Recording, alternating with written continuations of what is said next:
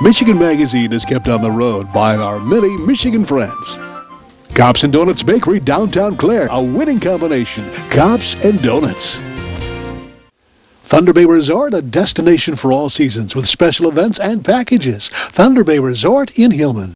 For home, medical, and healthcare products, visit Rose City Drug at 2640 North M33, just south of Rose City city limits. Rose City Drug has a complete diabetic department, including shoes. Serving Michigan for over 20 years. Rose City Drug, Rose City. Luzerne Express Campground is the premier campground with everything to make your northern adventure complete. Modern and rustic campsites, equestrian campers welcome, a huge market with bakery and deli. Nearby RV, hiking, and horse trails, along with a complete canoe, raft, and kayak rental. Visit us online. Then call for more information and reserve your spot today. On this week's Michigan Magazine, we travel the back roads to discover the Michiganders pursuing their life's ambition. Some as a part-time hobby, another a full-time life's calling.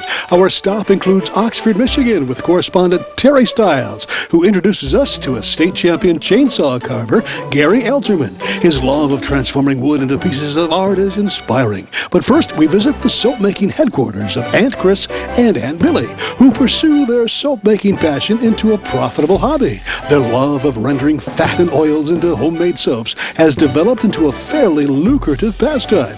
Join us as we discover that Michigan spirit along the backroad pages of another Michigan Magazine.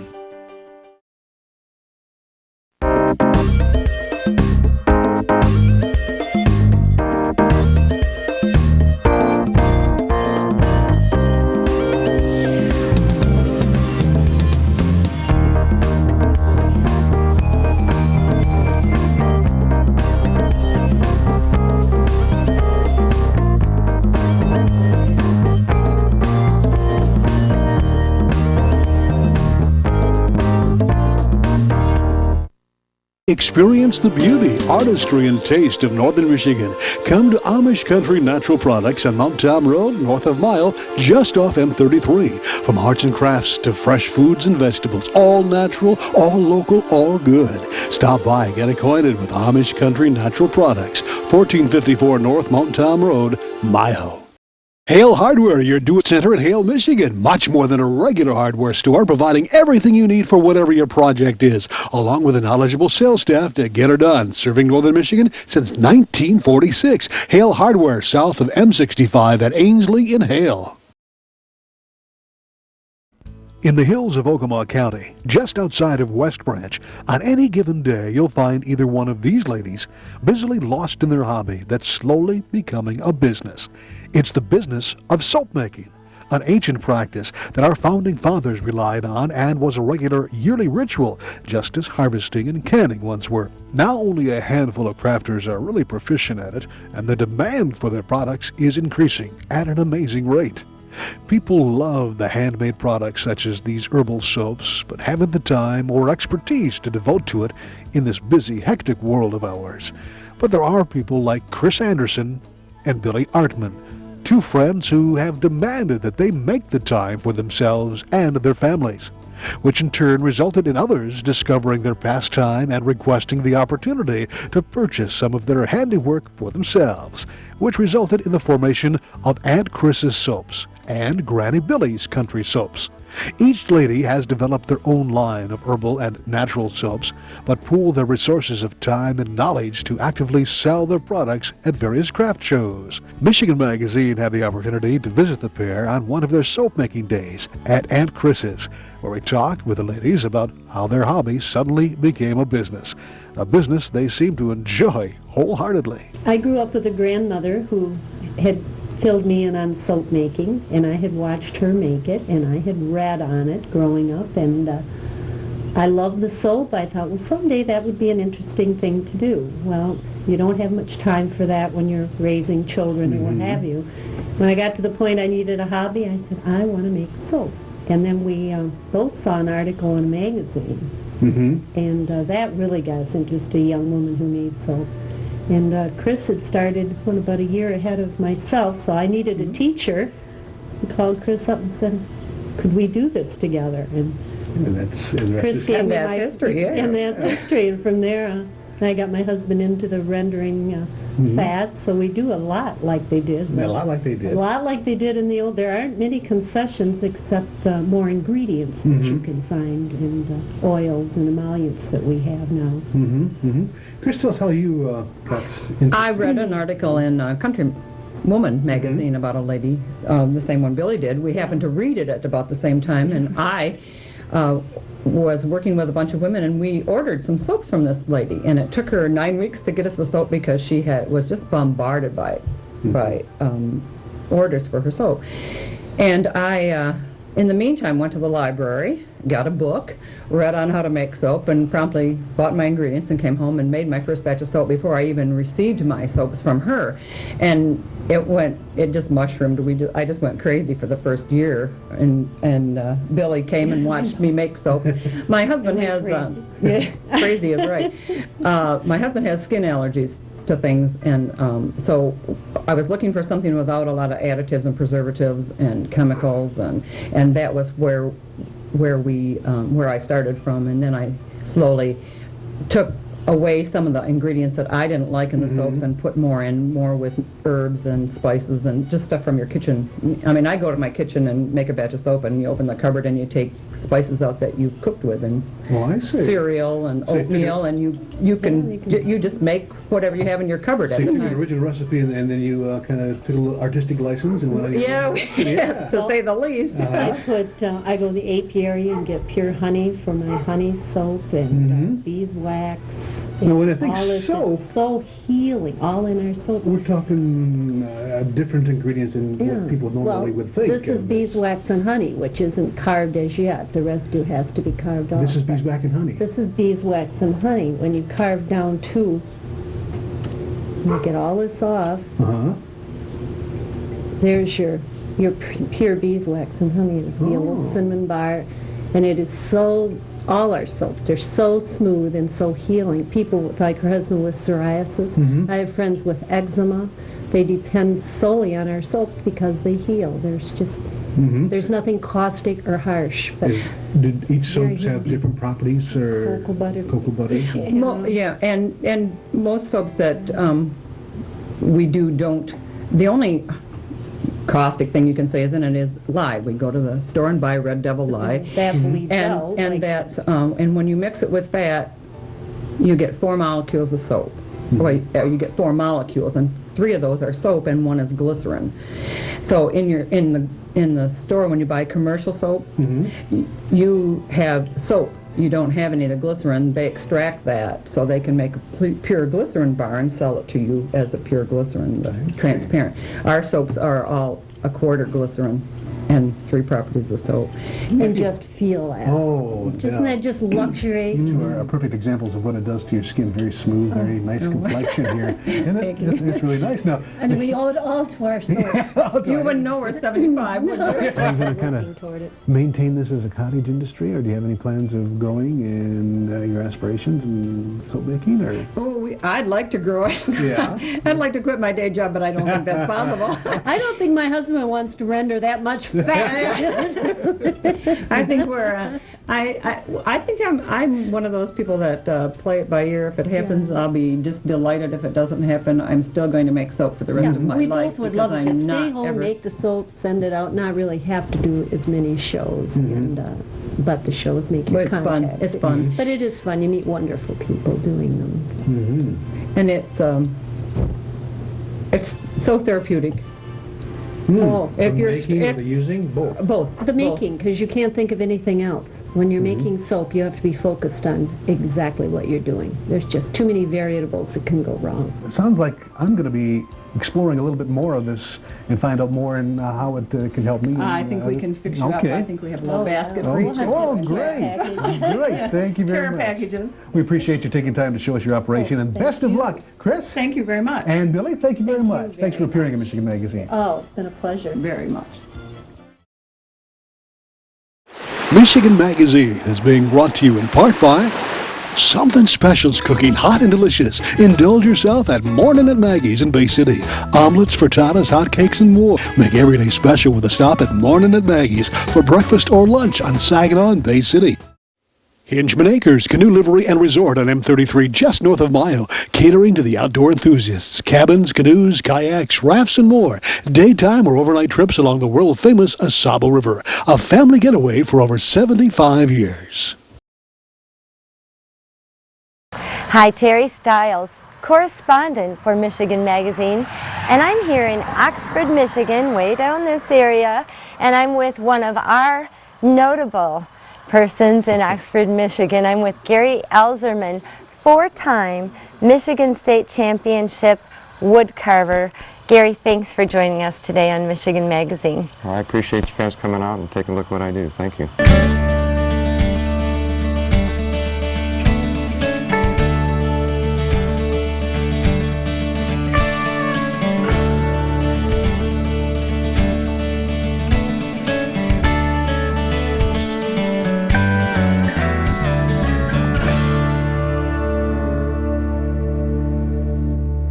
For those of you who don't know, who may be new to the Oxford area, Gary Elzerman is a carver extraordinaire. Four-time state championships in carving competitions, right? Yeah, four-time Michigan State champion, yeah. Unbelievable. Are you still doing competitions? No, I haven't done competitions for probably over 10 years. So it just got to the point that, you know, the competitions and the traveling and everything else, it just Yeah, takes away from home. Yeah, takes away from home, so. Yeah, I always hear, if you find what you love, try to make a career out of that. You've been able to do that. Let's go back to how that happened. Well, you know, basically, the big thing is that I was diagnosed with dyslexia, and I found out that doing things with my hands, so Made sense. Yeah, you know, so from a very young age, I started actually playing with butter, carving butter, and then of course I went to became a chef and did a lot of ice carvings, pumpkins, chocolate, and at the time that I started my chainsaw carving, I did it as a favor. Didn't even really want to do it. I was a chef at the time and doing ice, and you know, I did one carving on Lake Orion, and next thing I knew, I was, you know, doing it full time from doing the one to going full time in about 3 months. There's no two pieces of the wood the same, kind of like humans. You know, it's a living organism, and you get to actually repurpose it instead of it just, you know, if a tree dies, it doesn't have to just go to firewood or pulp or whatever, landfills. So yeah, I really enjoyed it. Basically here in Michigan, you know, I like to use white pine. White pine's our state tree, and pretty much I'll carve any type of wood here in Michigan. Say you had an oak tree at your house that died. I would come and actually carve it. There's a few woods you don't want to carve because they just don't have longevity. For instance, a cottonwood. It's really not a tree, it's a weed. It's soft. People don't know. And it's not, you know, it's a weed, and the weather would rot it. So pine seems to last one of the longest things out, you know, woods that we have here in Michigan. There was talk of me actually getting a large piece of redwood from California for a client, but it was going to cost like $15,000 to get it out here. Oh, so wow. it became sort of prohibitive. Yeah.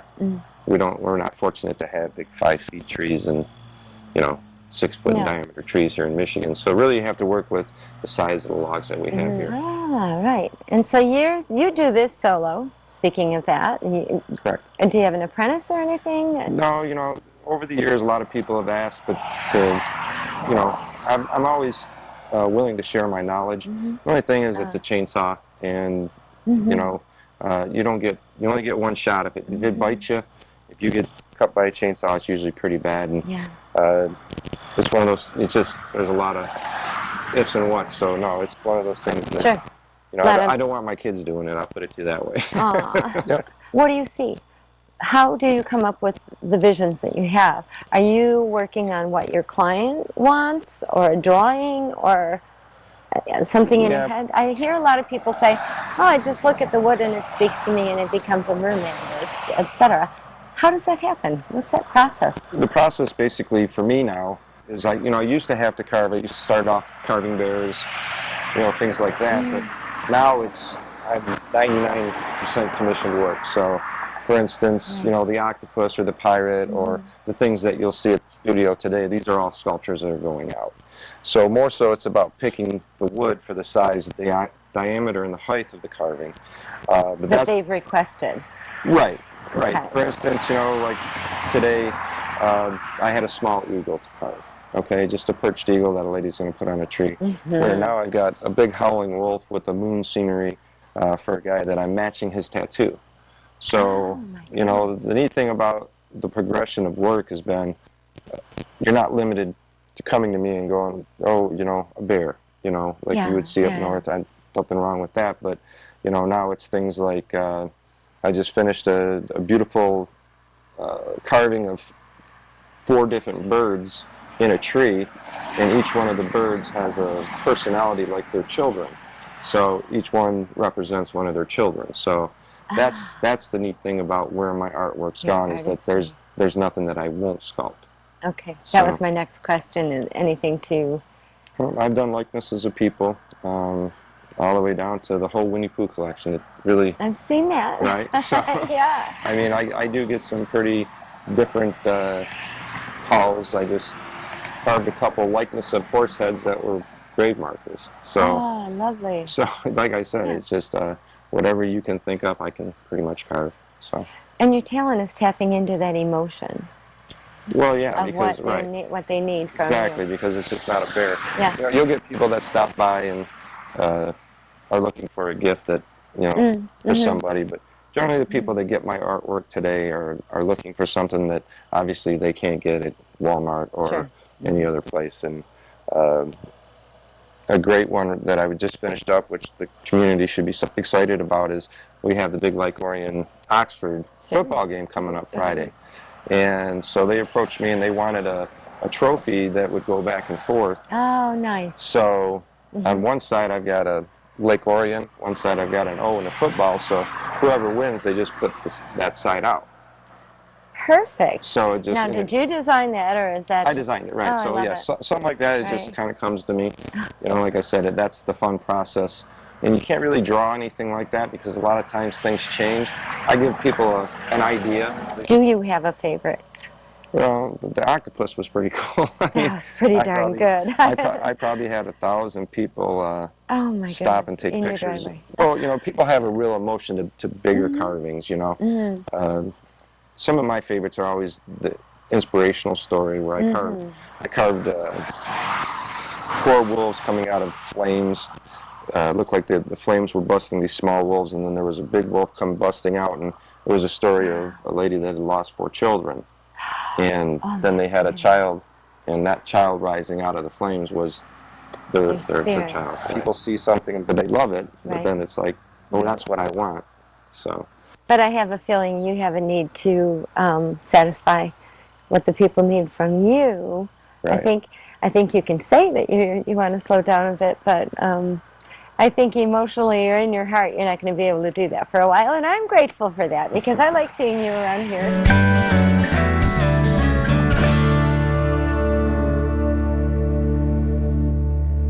Thank you for joining us today in Oxford, Michigan. I'm Terry Stiles for Michigan Magazine.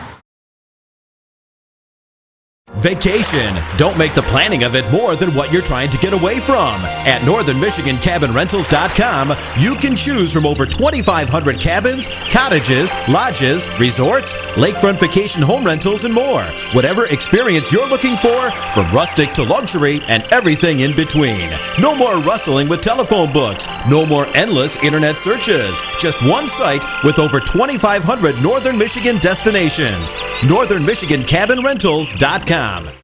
The Michigan-made rebounding mailbox pull. Never again worry about the winter snowplow taking out your mailbox. With this ingenious rebounding pull, your mailbox takes a hit and keeps coming back year after year. Call now or visit their website, toughmailboxes.com. Well, that's it for this edition of Michigan Magazine. It's always a pleasure sharing with you, and thank you for sharing all your cards and letters with us. We do appreciate them very much. A big thanks to Terry Stiles from OCTV for that report from Oxford. Now, here's this week's winning phrase. Michigan, the land of 11,000 lakes. You know the drill. Email or snail mail it to us along with your name, address, and phone number. Remember, that phone number is extremely important for verification. Have a great week. Till next time here on RFD TV or along Michigan's back roads, I'm Barry Stutzman from Michigan Magazine. Get up, get out, and explore. We'll see ya. We'd like to thank all those that help keep Michigan Magazine on the road. Know that experience is never complete without a stop at the historic Ma Dieters of Luzerne. Enjoy the ambiance inside or outside on the huge patio area.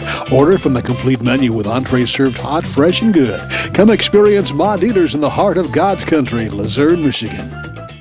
Rose Valley Winery on Beechwood Road in Rose City. See what thousands are raving about, creating a delicious variety of award-winning Michigan wines. Stop by and taste for yourself. The taste of Michigan is yours at Rose Valley Winery. Clemix Sales and Service on Mapes Road, west of Mile, your complete recreational vehicle sales and service connection. Visit their beautiful showroom of new and pre-owned ATVs, lawnmowers, power equipment, snowmobiles, utility vehicles, and more. Clemix Sales and Service is also the home of the American-made Victory motorcycle line on display at Clemix on Mapes Road, Mile.